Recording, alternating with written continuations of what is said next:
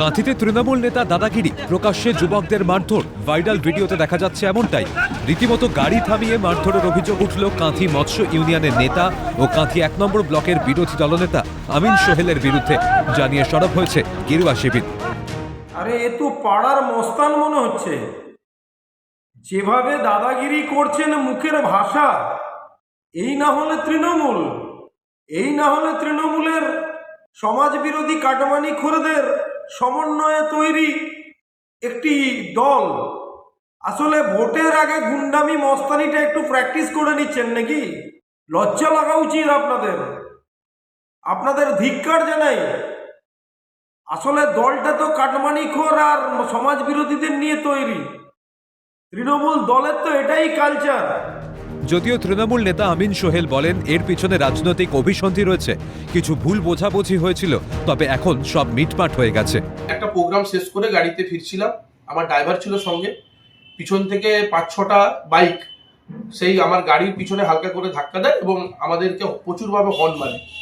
তো নিশ্চিতভাবে ড্রাইভার তাদেরকে প্রোটেস্ট করার পরে আমার ড্রাইভারকে অযুক্ত ভাষায় গালিগালাজ এবং চড় থাপ্পড় মারে। আমি যখন ছাড়াছাড়ি যাই আমার উপরে চড়া হওয়ার চেষ্টা করে।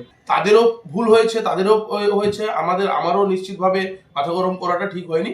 কিন্তু আমাদের এখন আন্ডারস্ট্যান্ডিং হয়েছে। ওনার বাবা মা এসেছিলেন, ওনার ওই যুবকরা এসেছিল, ৪-৫ জন যুবক এসেছিল। কালকে বিকেলবেলা বসে আমরা মিউচুয়াল করে নিচ্ছি নিজেদের মধ্যে।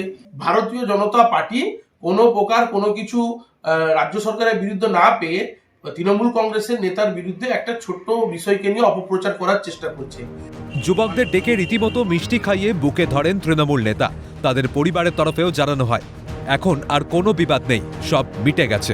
ছেলেরা ঘুরতে এসেছিল, গাড়ি মানে রাস্তা সাইড দেওয়া নিয়ে একটু আমিনবাবুর সঙ্গে ঝামেলা হয়, সেই নিয়ে তর্কাতর্কি হয়, বিতর্ক হয়। আমিনবাবুর সঙ্গে আমার ছেলেদের সঙ্গে বা আমাদের সঙ্গে সম্পর্ক মানে মিউচুয়াল হয়ে গেছে, কোনো সমস্যা নেই আমিনবাবুর সঙ্গে।